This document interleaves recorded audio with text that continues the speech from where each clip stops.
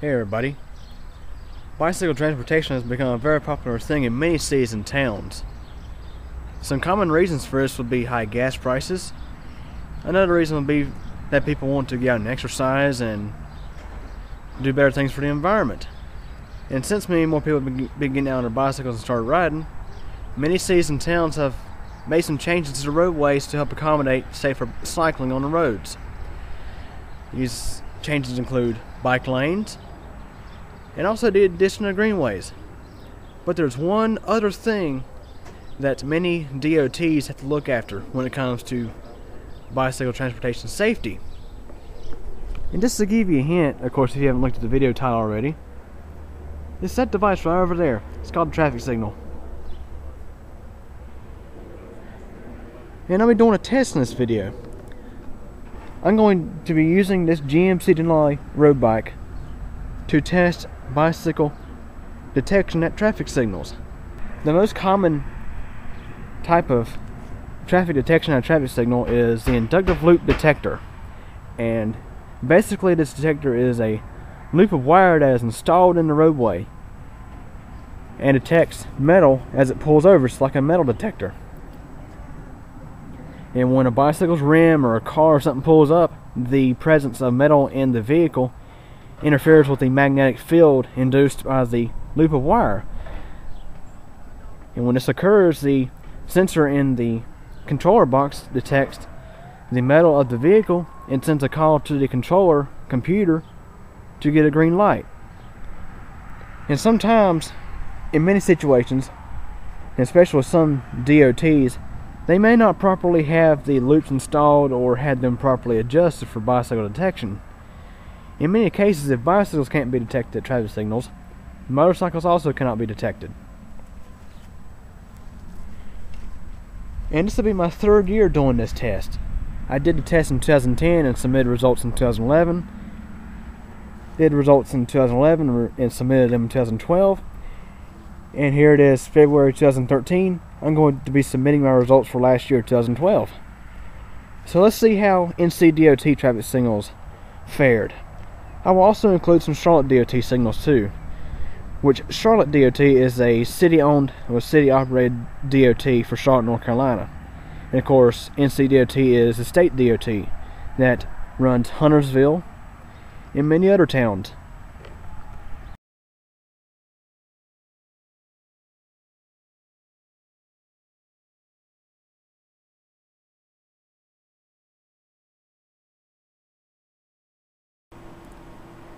Before I actually move on to the traffic signal testing, let me go and demonstrate how bicycle detection works. As I mentioned earlier, the majority of the devices used for traffic detection at traffic signals are inductive loops. There's also video detection at some signals, and there's actually other types of detection too that are used once in a while. In some instances, you have a combination of inductive loops and video detection. Here we're looking at the quadrupole style loop detector. As I mentioned earlier, quadrupole detectors, or any detector for that matter, is a loop of wire that's actually buried in the roadway. A lot of times, if you pull up to a stop bar on a side approach or a left turn lane or somewhere like that, you'll notice these cuts in the road. These cuts actually have loops of wire in them, and these loops of wire act as a metal detector. And at the traffic signal controller box, there is an amplifier mechanism and a sensor that actually detects when metal pulls across this loop of wire. Because what happens when you have, let's say, like a bicycle wheel or vehicle's wheel, or like the vehicle's metal comes across this detector, it actually induces currents within the metal that's over the detector. And when that happens, it makes a change in the magnetic field, which the sensor detects, and when that occurs, it tells the traffic signal computer that there is a vehicle waiting and needs to place a call for a green light. And as I mentioned earlier, there are many times where the detectors are poorly adjusted to where they'll detect cars okay, but they won't detect motorcycles and bicycles and scooters very well. Probably one of the most common reasons that bicycles don't get detected at traffic signals is simply because the operator of the bicycle or motorcycle, whatever, does not know how to properly trigger these detectors. These detectors are most sensitive over their parallel wire runs. For instance, the quadrupole detector actually has a wire in the center. There's actually more wires in the center because of the way the loop is designed. So you have a lot more sensitivity in the center. And this loop detector design also is very good at rejecting any sort of metal that's in an adjacent lane. So that way there's no false detection. And of course, you also see these kinds of detectors too that are actually on the main thoroughfare, and sometimes you'll find them on side approaches too. These are passing traffic pulse detectors. Basically what these do is they detect for actual passing traffic within the main thoroughfare. Let's say somebody pulls up on a side approach and there's traffic going through. The controller will know to wait until traffic clears before to change light, or unless it exhausts out the maximum green time for the main thoroughfare. So let's say you're out late at night and you pull up to a side approach. This detector does not detect any vehicles passing by, so the controller automatically changes this light to give this light a green light. Okay, let's say you pull up to a side approach on a bicycle, but you do not notice any sort of saw cuts in the road where a loop detector was installed. Oftentimes it's because the loop detector was installed a while back and they repaved the road since the traffic signal was installed, or in many cases, such as newer NCDOT installs, they will install the detectors when they build the intersection, and then when they finish the intersection, have the signals up, they'll actually repave the road again, so you won't see any detectors. Oftentimes, if the asphalt is aged for like a year or so, sometimes you actually see lines reappear to where the detector is at. Though there can be another reason. As I mentioned, there's also another type of detection. It's called video detection. So basically, let's say you pull up to a traffic signal and you don't see any loops in the road, but you do notice these cameras. Let's say, for instance, the traffic signal has a mast arm. Sometimes they'll have the camera mounted on top of the mast arm, or if it's just a wire span with poles in the corners, you'll notice cameras mounted like this pointing in certain directions. Need not worry, these are not red light cameras. These are just video detection cameras that detect when there's a presence of a vehicle or there's a vehicle passing. Pretty much doing the same thing these loop detectors do, but sometimes they can do a better job at detection in terms of bicycles and stuff. But actually, to be honest with you, in my experience with inductive loops versus these, I've actually found that quadrupole inductive loops are actually more reliable. Let's say you pull up like this and you still see cameras even though there's a loop in place. Sometimes they may upgrade an intersection to detection from inductive loop to video detection. There's actually an intersection in Huntersville that is this way. The vast majority of the traffic signals I'll be testing in this video are ones in Huntersville, North Carolina, and these are maintained and installed by NCDOT, which is of course the state DOT for North Carolina. However, I did do some testing in Charlotte, North Carolina too, and the traffic signals within the Charlotte city limits are actually managed by the city of Charlotte, which is Charlotte DOT, or CDOT for short. And I'm not very impressed with Charlotte's traffic signals for many reasons. The main reason is because they use an old style dipole detector at probably 95% of their signals. All the signals I tested in Charlotte used a dipole detector. And the dipole detector is basically just a simple loop of wire, rectangular loop of wire, that spans the entire lane of the intersection. And because of this, there is no parallel run in the center of the lane like there is with the quadrupole detector. So that means if you come up to a traffic signal and there's a dipole detector there, do not stop in the center, because there is no detection in the center of the lane, because there is no parallel run of wire.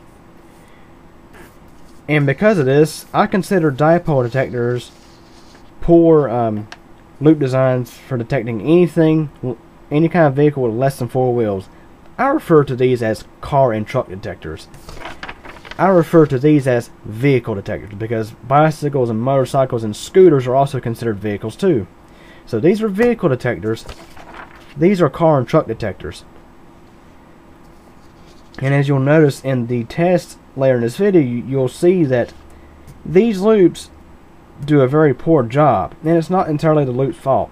Charlotte DOT has a known issue with not properly tuning their sensors, at least the sensitivity of them.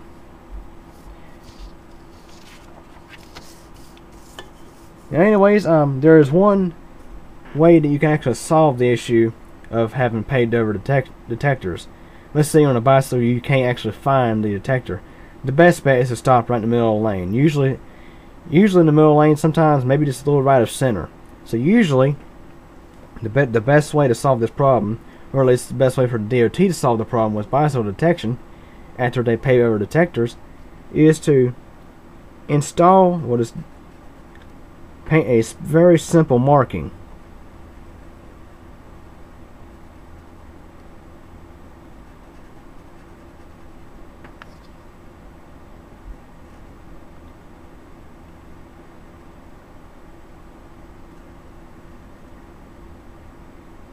Now, of course, I'm not an artist.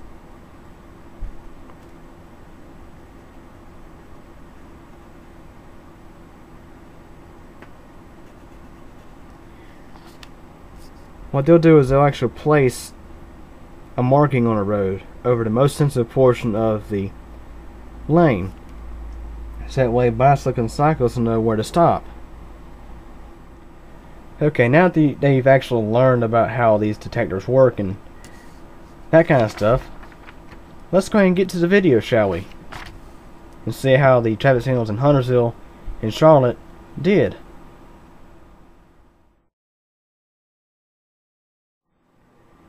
Okay, this is part 2 of the video where I actually go out and test the traffic signals and see how they detect a bicycle.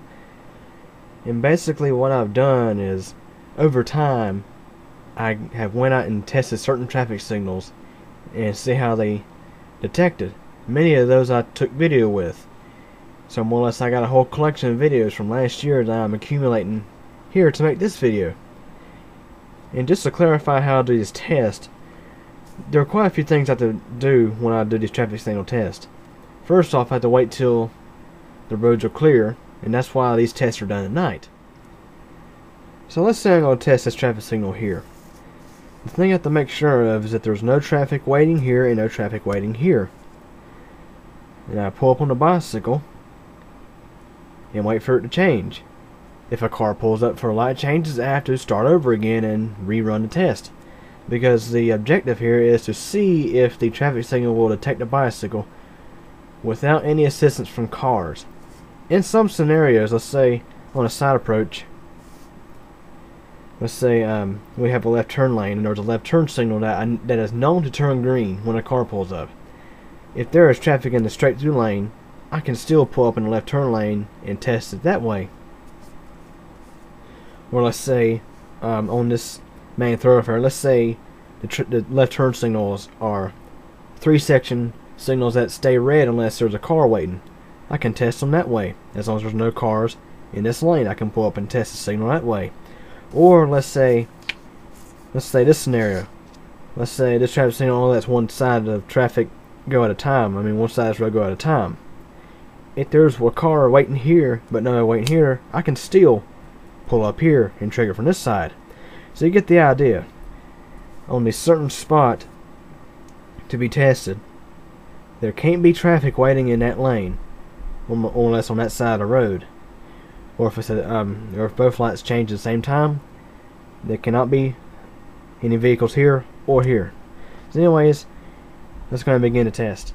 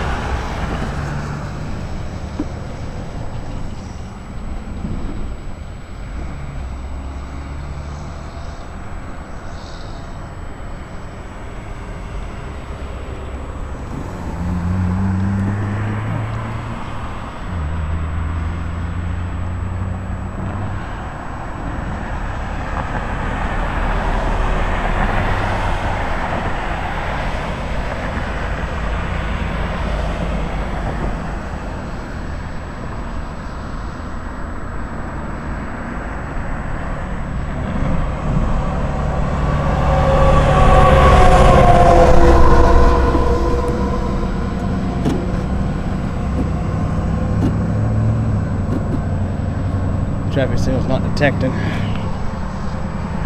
gotta go press the crosswalk button.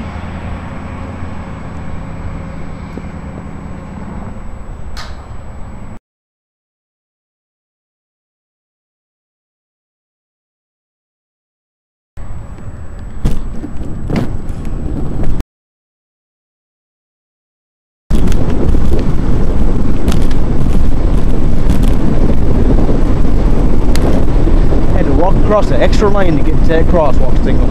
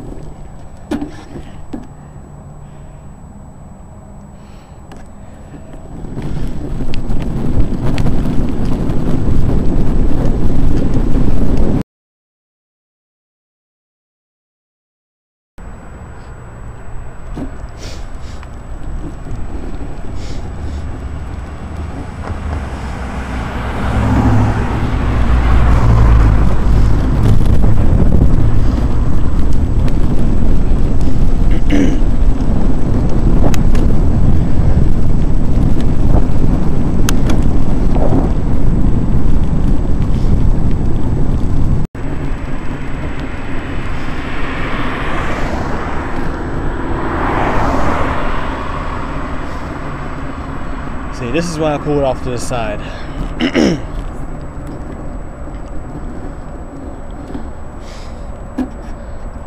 Because of course the car coming behind me will be making a left turn at this line about to test. That's pretty much how it is when you're doing traffic light tests on a bicycle. Because there cannot be any cars on the detector that you're on for the movement that you're actually trying to make the light change.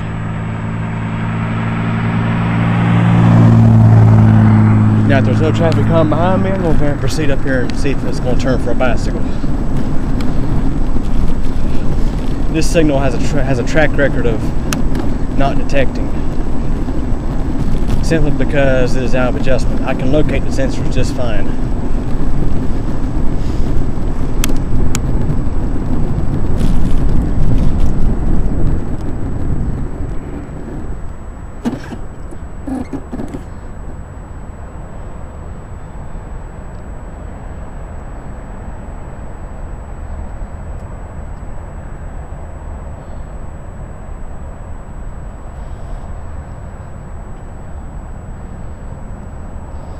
Still hasn't changed, so this one still is failing the test.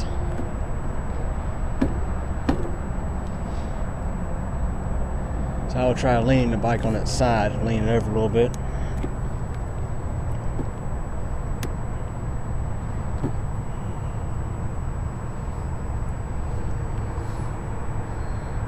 The car coming from the left has triggered it. Triggered the side road anyway.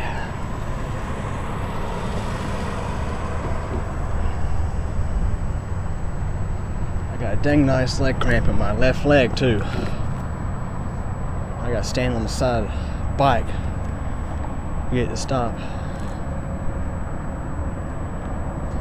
And of course this light fails the test again. 2 years in a row. The next signal in this test is located at Hambright Road and Mount Holly Huntersville Road. This traffic signal has a story behind it, so let's go and explain what's going on here. In previous traffic light test videos, this signal was not included because this detector here was open circuit, so the traffic signal was always in recall mode, meaning that even though there was no traffic present, the controller treated it as if there was a car always waiting here for the light to change. So it always changed for Hambright Road, and it would last about, I don't know, 12 seconds green time, and then it would change back green for this, and this, this being a alternating cycle over and over and over again. So eventually in the spring of 2012 they replaced that faulty detector with a new one. As you can see, I got it drawn darker because that's really how it looks with the new loop sealant. This traffic signal has both presence detectors, which are both quadrupole, and pulse detectors off down a little ways. Of course, this isn't drawn to scale, but these little pulse detectors, the purpose of these is to help, let's say a car is approaching while this light's still green, it will extend the green time for another, I don't know, 5 seconds or so. So that way the car will not have to stop for a red light. And during the spring, or actually late summer, or on into the fall, they repaved and widened Hambright Road, which is a really nice thing because Hambright Road was in very rough shape. It was really hard on my bicycle.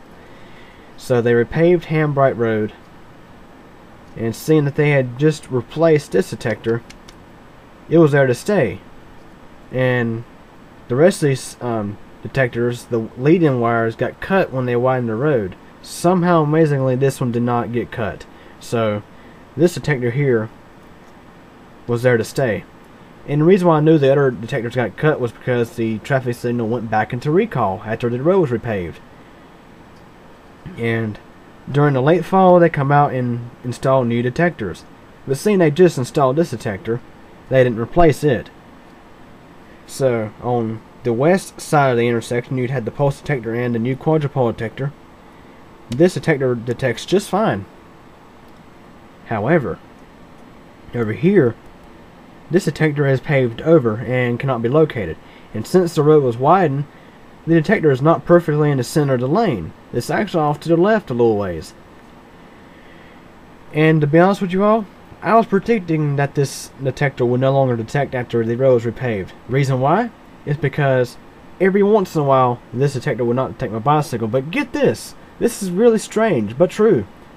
It would detect my road bike, but it would reject motorcycles. That's right, it would not detect a Harley Davidson, or actually 4 Harley Davidsons for that matter. There would be nights where I would come across the I-77 bridge and I'd see a bunch of taillights sitting up there at the signal. And there was a bunch of motorcycles sitting there trying to get the light to change. And of course they couldn't get it changed, but as soon as they ran the signal, I pulled right up. Traffic light changed just fine. But as soon as they repaved it, this sensor no longer detects. However, like I said, this one here works just fine. So this signal has 2 video clips, one for spring and one for fall. Check this out.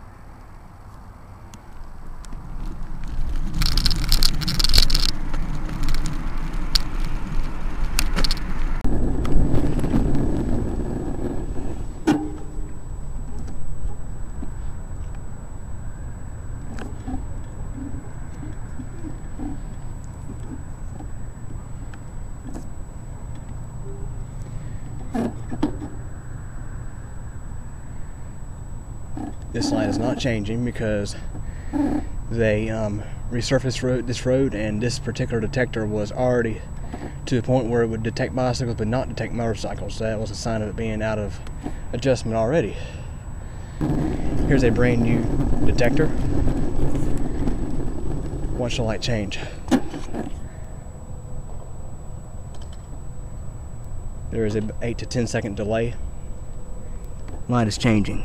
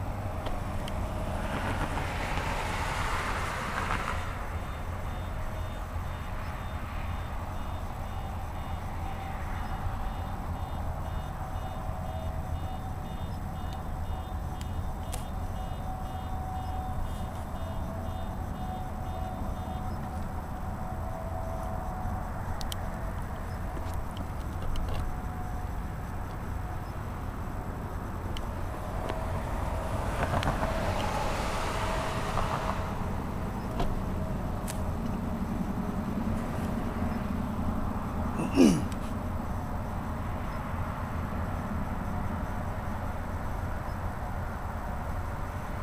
you're witnessing is a Charlotte traffic signal failing to change for a bicycle because the detectors are too far out of adjustment.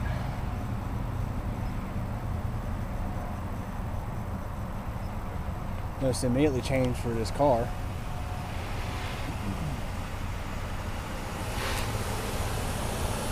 So it should immediately change for me about a minute or so ago. I'm going to show you all a trend about Charlotte lights. They use dipole detectors, and that's why I'm positioned in the right hand side of the lane. This is a proper place to stop at a dipole sensor. And a car is pulled up behind me. This will demonstrate yet another problem with Charlotte signals.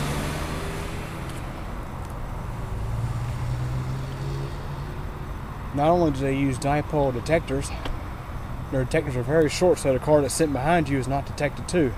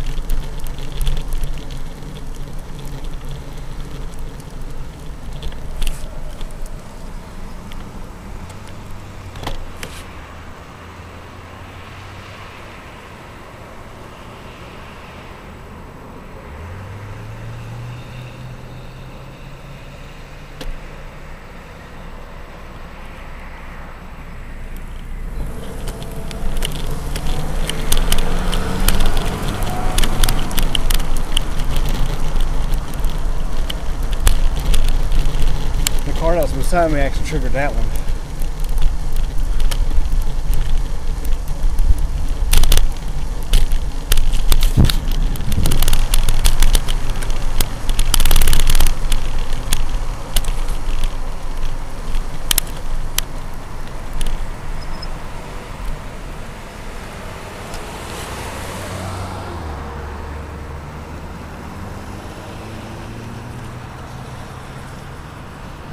This one failed to detect.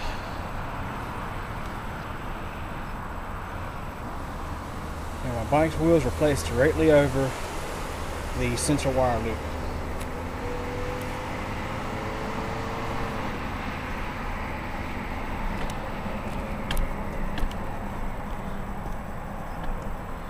Try to reposition this back in such a manner that might actually trigger it.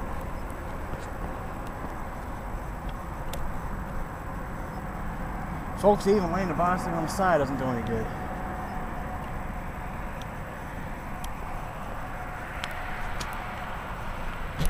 And obviously, if bicycles have this kind of trouble, motorcycles do too.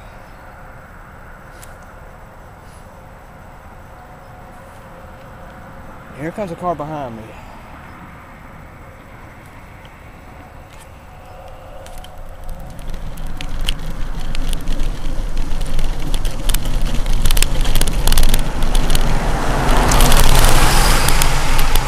And there's your fine example of somebody who cannot wait 5 seconds for me to move over.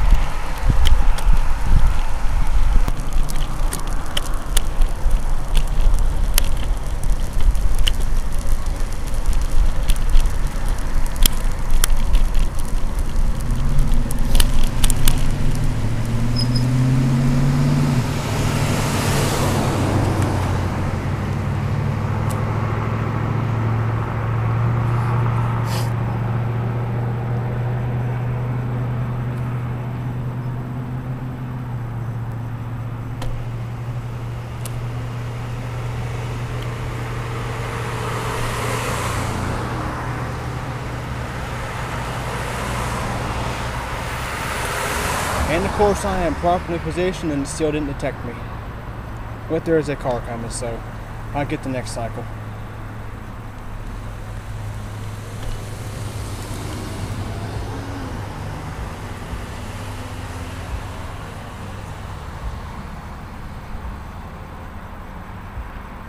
and this car is not.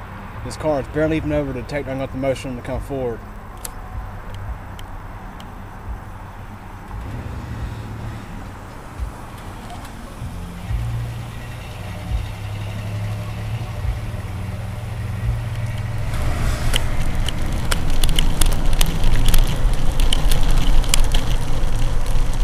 And of course, as I mentioned earlier, there's two problems with Charlotte DOT detectors. Number one, they're dipole, not quadrupole. And number two, they're very short. Had to motion the car in the lane next to me to pull forward to trigger the signal.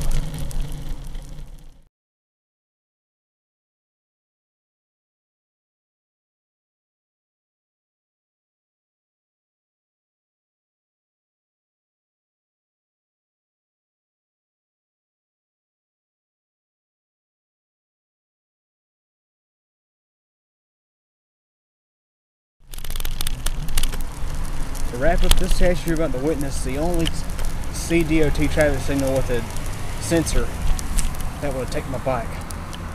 The only one. See, there you go. So we know it's not impossible.